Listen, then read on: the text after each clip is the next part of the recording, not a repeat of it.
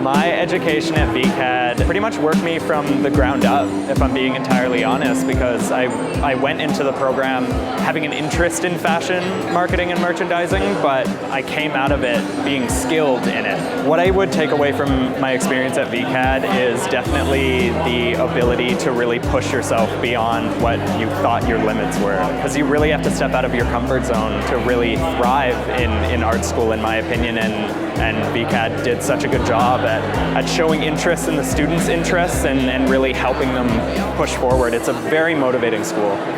My favorite part about the program was definitely the skills that I took away. It's this vast array of different skills and abilities that you can pick up from each class, and you go into the class not really knowing if you're going to like it or not, and you come out, and regardless if you liked it or not, you know how to do it, and I think that's so important, and I feel like that's kind of the epitome of what post-secondary should be.